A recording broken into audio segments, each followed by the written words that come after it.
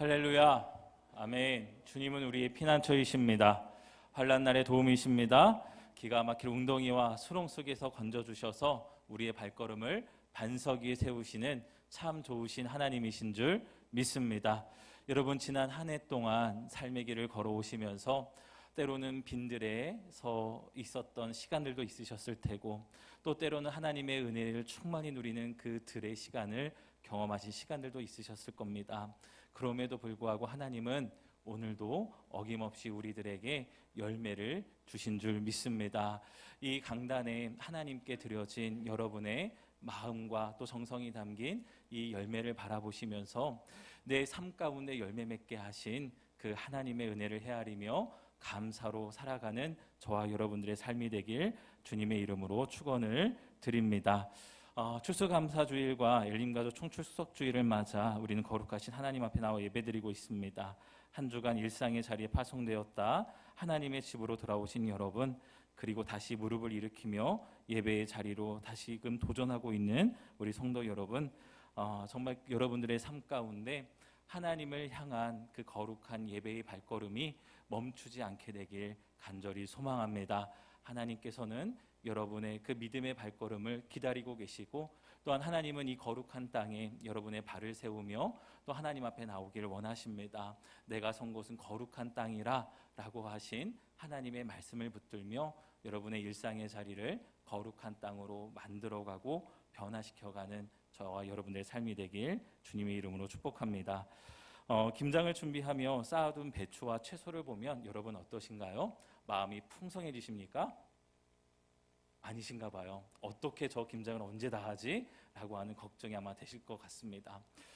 그런데 이런 말을 들은 적이 있어요. 김장을 다 하고 나면 뭔가 마음이 뿌듯해진다라고 하는 말씀을 들은 적이 있습니다. 겨우살이 준비를 끝냈다라고 하는 그 안도감이 김장 준비를 다 마친 그 주부들에게 또 경험되어지는 또 그런 삶의 감사의 고백인 것 같아요. 그럼에도 불구하고 우리는 그 김장을 하면서 비어진 들녘을 바라보게 됩니다. 비어진 들녘을 바라보며 또 어떤 분들은 내년에 비어진 들녘에 무엇을 심고 어떻게 한 해 농사를 지어갈까에 대한 염려와 걱정으로 그 비어진 들판을 바라보는 우리 성도님들도 계실지도 모르겠습니다.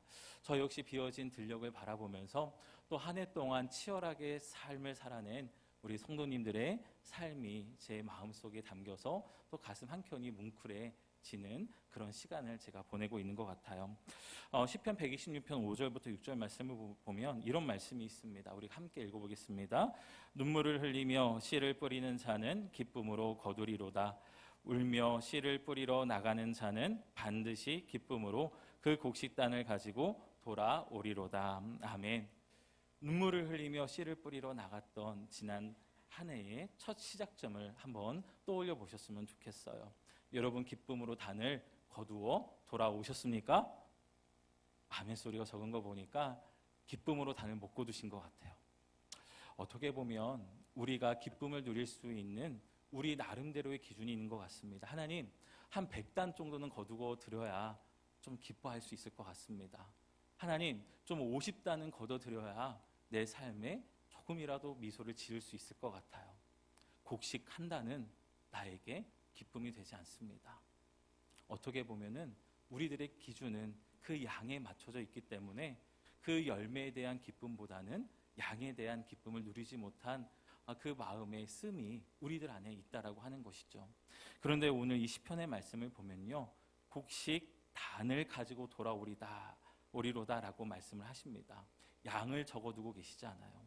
하나님의 기준은 양에 있는 것이 아니라 기쁨으로 곡식을 얻은 것, 그 곡식을 주신 하나님의 은혜로 인하여 기뻐할 수 있는 삶에 대한 그 작은 감사에 하나님의 그 눈이 향하고 있다라는 것을 우리가 말씀을 통해 보게 된다라고 하는 것이죠.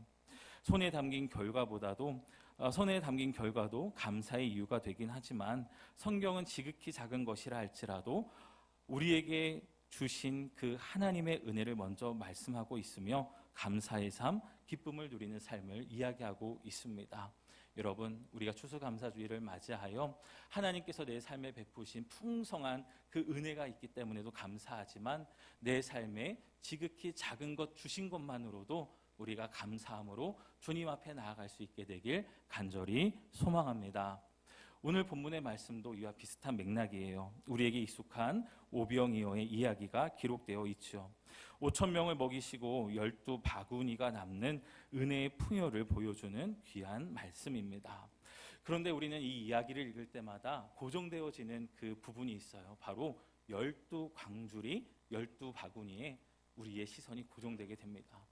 저도 이 말씀을 어렸을 때 처음 접하게 됐을 때 이런 기도를 드렸던 기억이 나요. 하나님, 제 삶 가운데도 오병이어의 기적을 좀 일으켜 주세요. 12바구니가 남을 만큼의 그 풍성한 은혜를 주셔서 좀 사람들에게 마음껏 나눠주고 하나님의 영광을 높여드리는 정말 부자가 되게 해주세요 라고 하는 그런 기도를 드린 적이 있어요.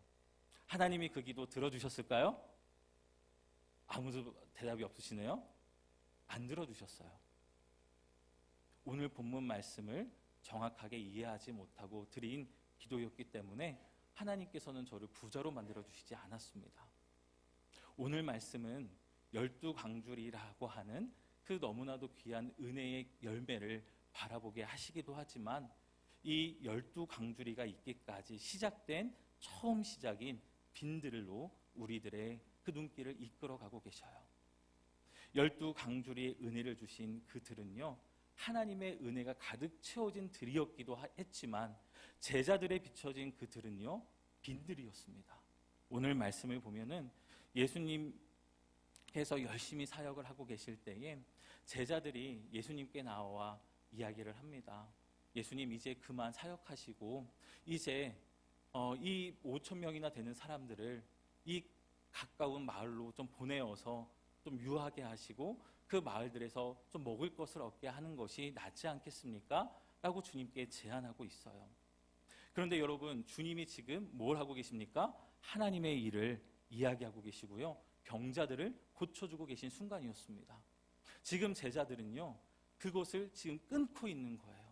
지금 주님은 너무나도 이 영혼들이 불쌍하고 긍휼히 여기는 마음이 충만하여서 기쁘게 하나님의 일을 말하고 병자들을 고쳐가는 하나님의 은혜, 하나님의 일들을 이루어가고 있는데 이들의 삶 가운데 비어진 들을 하나님의 은혜로 채워가고 있는데 지금 제자들은 그 주님의 사역을 빨리 멈추시고 사람들을 보내어 그들에게 먹을 것을 먹게 하옵소서라고 이야기를 하고 있는 장면을 우리가 보게 됩니다. 오병이어의 그 놀라운 은혜는 하나님의 은혜를 가득 채우고 있던 그들을 빈들로 바라보았던 제자들의 마음을 향한 하나님께서 일깨워 주시고자 하는 메시지가 담겨 있다라고 하는 거예요. 여러분, 우리들의 삶에도요, 주님이 함께 하시고 계신데 내 삶을 향하여 빈들이라고 정의했던 순간들이 얼마나 많은지 모릅니다. 빈들이라고 번역된 헬라어 에레모스는 히브리어의 미트바르라고 하는 광야를 의미하기도 해요. 여러분, 이스라엘 백성들에게 광야는요, 빈들이었습니까? 물론 빈들이었지만 그곳은 하나님의 은혜가 가득 채운 들이었어요. 그들이 먹을 것이 없을 때에 만나와 메추라기를 보내셔서 그들을 40년 동안 먹이셨습니다. 그리고 구름기둥과 불기둥으로 그들의 삶을 계속해서 인도하신 시간이 바로 그들의 광야의 시간이었어요. 눈으로 보기에는 빈들이지만 영적인 눈으로 바라보면 하나님의 은혜가 가득 채워진 그 공간이 바로 이 사람들이 경험했던 그 빈들의 시간이었다라고 하는 거죠. 주님은 이제 벳세다에 오셔서 제자들과 함께 좀 쉬고 싶은 마음도 있으셨지만 자신을 향하여 나오는 무리를 불쌍히 여기시고 그들을 영접하셨다라고 오늘 말씀은 기록하고 있습니다. 오늘 11절 말씀을 보면 무리가 알고 따라왔거늘 예수께서 그들을 영접하사라고 말씀하고 있어요. 기쁨으로 이 무리들을 다 맞아들이셨다라고 하는 겁니다. 물론 지금 내가 해야 될 일들도 있고 제자들과 함께 무엇인가 이야기를 나눌 것도 있지만 지금 영혼의 메마름 가운데 그 영혼의 빈들이 되어서 주님을 찾아온 이들에게 주님은 기쁨으로 그들을 맞아 들이셨다라고 하는 거예요. 여러분, 우리들의 삶 가운데 그 빈들이 느껴질 때에 주님 앞으로 나오게 되면 주님은 우리를 기쁨으로 영접하여 주시는 줄 믿습니다. 해야 할 일들도 있지만 주님은 그 빈들의 마음을 품고 나오는 그 영혼을 기쁨으로 영접하여 주시며 그 비어진 들판에 하나님의 은혜로 채워가기 시작하신다라고 하는 거예요. 이 수많은 무리들의 그 비어진 들에 주님은 무엇으로 채우셨습니까? 하나님의 일을 이야기하시면서 그들의 마음을 채워가셨어요. 그리고 병으로 인하여 낙심하고 정말 메말랐던 그들의 삶을 병을 고쳐주시면서 그들의 빈들을 하나님의 은혜로 채워가신 놀라우신 주님의 역사가 바로 기록되어 있습니다. 그런데 여러분, 제자들은 여전히 그 하나님의 은혜로 채워진 들을 무슨 들로 바라보고 있는 거예요? 빈 들로 바라보고 있습니다. 오늘 말씀 12절 말씀을 보면 이렇게 이야기가 되어 있어요. 날이 저물어 가며 12사도가 나와 여짜오되 무리를 보내어 두루 마을과 촌으로 가서 유하며 먹을 것을 얻게 하소서. 우리가 있는 여기는 무슨 들이라고요? 빈들이니이다. 여러분, 주님이 함께 하세요. 비워진 들입니까? 아니에요. 주님이 함께 하시는 들입니다. 하나님의 일을 이야기하고 있어요. 병자들을 고치고 있습니다. 비워진 들입니까? 아니에요. 하나님의 은혜가 충만한 들이 지금 예수님과 제자들이 함께 머물고 있는 들입니다. 그런데 제자들은 빈들로만 바라보고 있었다라는 것에 우리가 좀 주목해 볼 필요가 있어요. 여러분의 인생의 그 길 가운데 때로는 내 삶이 빈들처럼 느껴질 때가 있으셨을 때도 있을 겁니다. 그런데 여러분, 그 빈들이라고 여겨진 그 순간 주님은 어디 계셨을까요? 주님은 어디 계셨을까요? 주님은 어디 계셨을까요? 내 삶의 그 가까운 곳에서 여전히 주님은 주님의 일을 해가고 계셨었어요. 하나님의 일을 이야기하고 계시고요. 하나님의 놀라운 역사를 계속해서 이루어가고 계셨습니다. 나는 빈들로 바라보는 그 삶의 한복판이지만 하나님은 예수 그리스도의 그 이름을 통하여 하나님의 열심으로 하나님의 일을 이루어가고 계셨다라고 하는 거예요. 예수 그리스도를 믿는 여러분의 삶은 빈들이 아니라 주님과 함께하는 들이요 하나님의 은혜로 가득 채워진 들임을 주님의 이름으로 믿으며 살아가게 되시길 간절히 소망합니다. 여러분, 이것을 믿으셔야 돼요. 내 삶은 빈들이야. 이것이 아니라 주님이 함께하고 계시고 주님의 은혜 가득한 들이다라고 하는 것을 고백하며 나아갈 수 있게 되길 간절히 소망합니다. 이어서 주님은 제자들에게 말씀하십니다. 빈들로 바라보며 빨리 이 빈들에서 벗어나고 싶어하는 제자들에게 말씀하세요. 뭐라고 말씀하십니까? 너희가 먹을 것을 주라. 제자들은 지금 큰 문제 앞에 서 있습니다. 어떻게 이 사람들을 먹일까? 빨리 이 사람들을 보내어서 알아서 먹게 하는 것이 나은 텐데. 여러분, 근데 이 당시 벳세다라고 하는 이 지역은요, 인구 약 1000명이 조금 못 되는 작은 어촌 마을이었습니다. 그런데 이 5천여 명이나 되는 사람들, 특별히 남자만 5천여 명이 되었다고 하는데, 이 수많은 사람들이 이 벳세다라고 하는 작은 어촌 마을에 가서 먹을 것을 구할 수 있었을까요? 못 구합니다. 오히려 더 많은 혼란이 있을 수밖에 없는 상황이었어요. 특별히 이 벳세다는 베드로와 안드레와 또 야고보의 출신 지역이기도 하죠. 너무나도 잘 알고 있었지만 이들이 놓치고 있었던 것은 자신들이 제안한 이 해결의 방법이 이 문제를 해결해 줄 수 있을 것이라는 착각 속에 있었다라고 하는 겁니다. 빨리 이 빈들을 벗어나고 싶은 거예요. 저와 여러분의 삶 가운데도 그런 마음이 있을 겁니다. 빈들의 시간을 걸어갈 때에 우리는 빨리 그 빈들을 벗어나고 싶어 해요. 그리고 사람이 있는 곳에 가서 그 빈들에서 내 삶의 결핍을 느꼈었던 부분들을 사람들이 있는 곳에 가서 그 결핍들을 채우고 싶어하는 마음들이 우리 안에도 있다라고 하는 겁니다. 그런데 주님은 제자들에게 말씀하시는 거예요. 너희가 말하고 있는 이 빈들에서 저 사람들에게 먹을 것을 주라. 이 문제를 피하려고만 생각하지 말고 다른 것에서 이 문제를 해결하려고만 하지 말고 너희가 먹을 것을 주라 주님은 말씀하십니다. 자, 그런데 제자들 어떻게 대답하나요? 오늘 13절 말씀을 보면 떡 5개와 물고기 2마리밖에 없습니다. 주님, 이 많은 사람들을 먹이려면 사가지고 와야 되는데 도저히 할 수 없습니다. 불가능합니다. 라고 주님께 이야기를 합니다. 작은 것이 있는데 그 작은 것으로는 도저히 이 5천 명을 먹일 수 없다라고 주님 앞에 불가능을 이야기하는 것이죠. 정말 제자들은 그 영적인 상태가 빈들이었습니다. 아무것도 할 수 없는 그 자신들의 그 실존을 주님 앞에 고백하게 돼요. 자, 그런데 그때 주님이 어떻게 하십니까? 그 떡 5개와 물고기 2마리를 손에 받아들고서 특별한 행동을 하셔요. 어디를 바라보십니까? 하늘을 우러러 보시며 그 떡과 물고기를 들어 올리시고 뭐를 하십니까? 축사를 하십니다.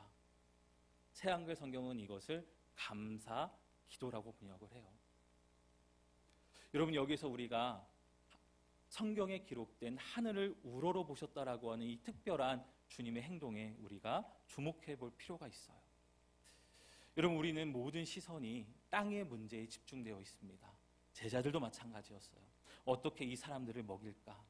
빨리 날이 저물어 가니 빨리 이 사람들을 흩어지게 하고선 주님도 쉬셔야 되고 우리도 쉬어야 될 텐데 이 문제를 어떻게 해결해야 될까에 대한 그 땅의 문제에 천착하고 있었습니다. 그런데 주님은 그 땅의 문제만 보고 있었던 제자들에게 보여주시는 거예요. 그 삶의 문제 앞에 서게 될 때에 시선을 들어 누구를 바라보라? 하나님을 바라보라는 겁니다. 오병이어의 놀라운 기적은 내 시선을 들어 올려 하늘을 바라본 그 기도의 모습에서부터 시작되었다는 것을 우리가 기억할 필요가 있습니다. 우리는 모두가 다 오병이어의 은혜를 누리길 원합니다. 12광주리의 그 열매를 우리가 누리기를 원해요. 수많은 사람들이 먹는 그 놀라운 기적들을 보기를 원합니다. 그런데 주님은 이 하늘을 우러른 축사의 기도의 모습을 통하여 땅의 문제에 시선을 고정하며 가슴앓이를 했던 이 제자들에게 보여주시는 겁니다. 하나님의 역사는 하늘을 향하여 하나님께 시선을 고정한 그 기도의 시선서부터 시작이 된다라고 하는 것을 우리에게 알려주시는 거예요. 여러분, 기도할 때도요, 답답할 때가 있습니다. 기도하고 나서도요, 답답할 때가 있어요. 여전히 땅의 문제만 붙들고 기도에 머물 때에 우리는 답답함을 느낍니다. 우리의 기도가 땅의 문제만 붙들고 땅만 바라보고 있는 기도가 아니라 하늘을 바라보는 기도에서부터 우리의 기도의 삶이 시작되길 주님의 이름으로 축원을 드립니다. 그래서 시편 123편 말씀을 보면 이런 말씀이 있어요. 하늘에 계시는 주여, 내가 눈을 들어 주께 향하나이다. 우리의 눈이 여호와 우리 하나님을 바라보며 우리에게 은혜 베풀어 주시길 기다리나이다. 아멘. 하늘에 계시는 주여, 내가 눈을 들어 주님을 향합니다라고 기도하고 있어요. 우리 주님이 가르쳐 주신 기도 어떻게 시작하죠? 하늘에 계신 우리 아버지요 라고 기도를 시작을 합니다. 우리 주님이 가르쳐 주신 기도에도 주님은 기도자들의 시선을 들어서 땅의 문제에서 시선을 돌려 하늘을 바라보는 기도가 되길 원하셨다라고 하는 거예요. 사랑하는 여러분, 저와 여러분들의 그 기도가 하나님으로부터 오는 은혜를 구하는 기도가 되길 소망하며 그 땅의 문제를 끙끙 끌어안고 정말 가슴앓이 하는 것이 아니라 그 땅의 문제를 하나님께 올려드리고 하늘을 향해 시선을 고정하는 그 기도의 그릇에 담는 저와 여러분들이 되길 주님의 이름으로 축원을 드립니다. 그래서 주님은 제자들에게 보여주고 싶으셨던 거예요. 너희가 먹을 것을 나눠주라 하실 때에 이 제자들의 모습이 기대가 되셨을 겁니다. 떼어 그것을 나눠주라고 하실 때에 정말 하나님 앞에 기도를 하는지, 그 어려운 문제를 놓고 하나님께 은혜를 구하는지 정말 그 모습을 보고 싶어 하셨을 것 같아요. 그런데 제자들은 불가능이라는 그 단어에 사로잡혀서 기도의 자리도 나아가지도 못하고 하나님의 은혜를 구하지도 못하는 모습을 보여주고 있습니다. 여러분의 삶 가운데 어떤 불가능한 문제들이 보이십니까? 내 삶의 문제를 보면 해결될 기미가 보이지 않는 여러 가지 문제들도 있으실 거예요. 여러분, 그럴 때에 그 문제를 기도의 그릇에 담아 주님의 손에 올려드리고 하나님의 은혜를 구할 수 있는 저와 여러분들이 되길 간절히 소망합니다. 자, 그 다음에 예수님께서 하늘을 우러러 보시고 축사하셨다라고 기도를 하고 있어요. 축사하셨다라고 말씀합니다. 감사 기도를 드리셨다라고 하는 거죠. 축사 감사 기도로 번역된 헬라어 유로게오라는 단어는 식사의 자리에서 함께 쓰일 때에 평범한 유대인의 가정에서 가장이 식사의 자리에서 하게 되는 감사의 기도인 베라카의 기도의 일종이라고 학자들은 주석을 해놓고 있습니다. 즉 예수님은 오병이어의 기적을 위하여 특별한 은혜를 간구하는 기도를 드린 것이 아니라 가장으로서 식탁의 자리에 초대된 5,000명이라고 되는 그 사람들과 함께 나누는 식사를 위해서 지금 무슨 기도를 드리시는 거예요? 감사 기도를 드리시는 거예요. 평범한 감사의 기도를 하나님께 드리고 있는 주님의 모습을 보게 됩니다. 이 말씀이 우리에게 의미하는 바가 정말 큽니다. 빈들에서 하나님께 드린 일상의 평범한 감사의 기도가 하나님의 역사가 임하는 은혜의 통로가 되었기 때문이죠.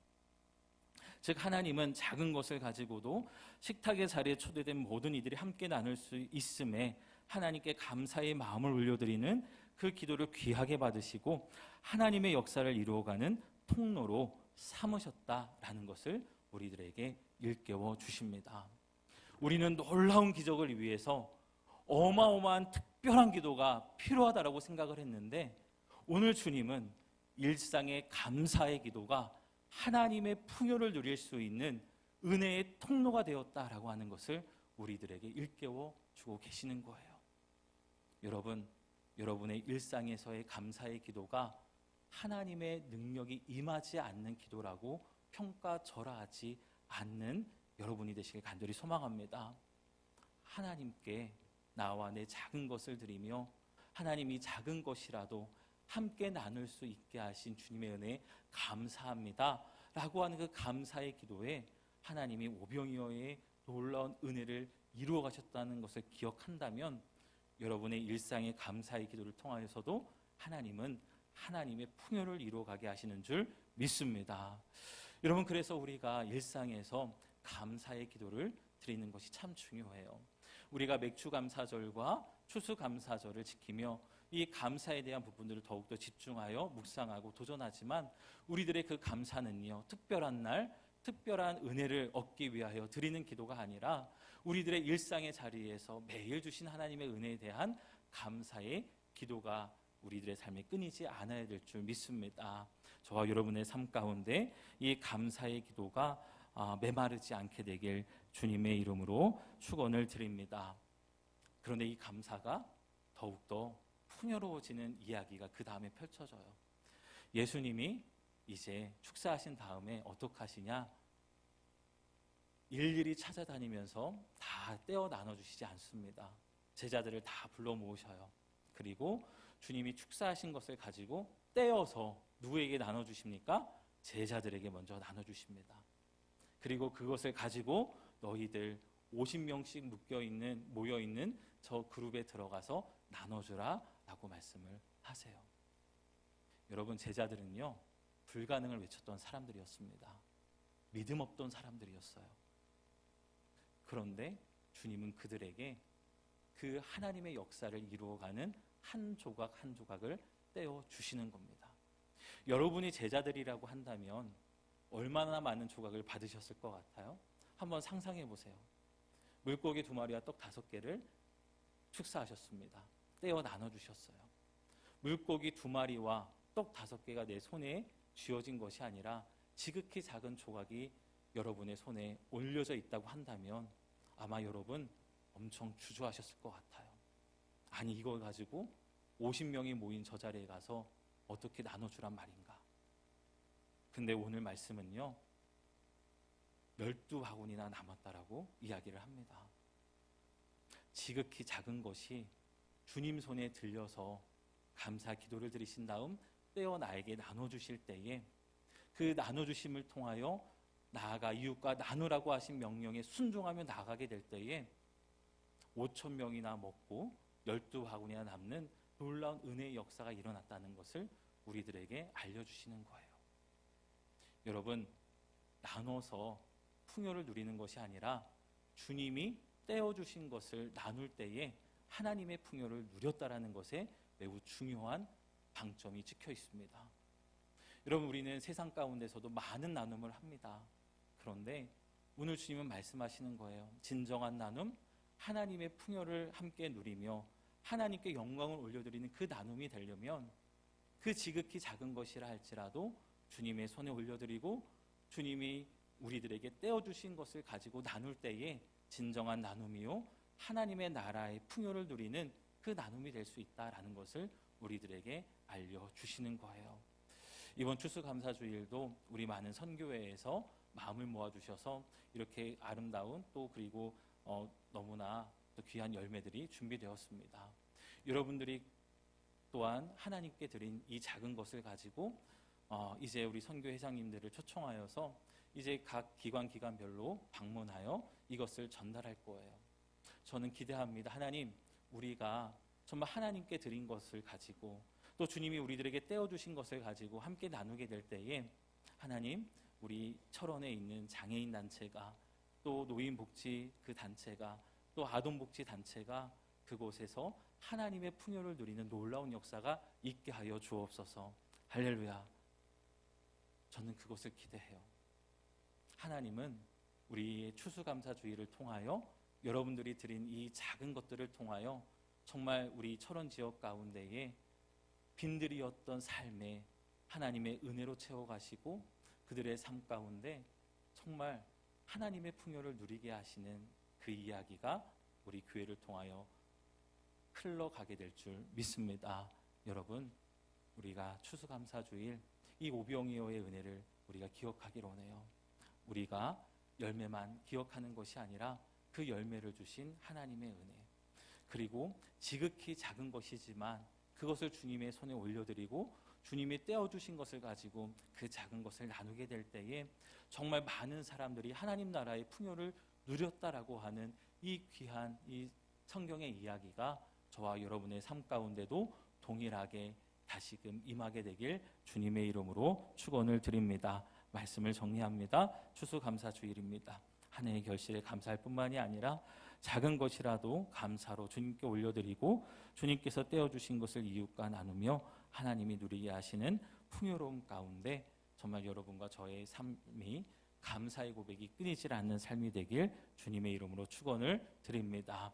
빈들을 걸어간다 할지라도 여러분 그 빈들에서 나와 함께 하신 주님을 바라보시고 또한 주님께서 은혜로 채워가시는 그 빈들 가운데에서 정말 하나님의 풍요를 누리는 저와 여러분들의 복된 삶이 되길 주님의 이름으로 축원을 드립니다.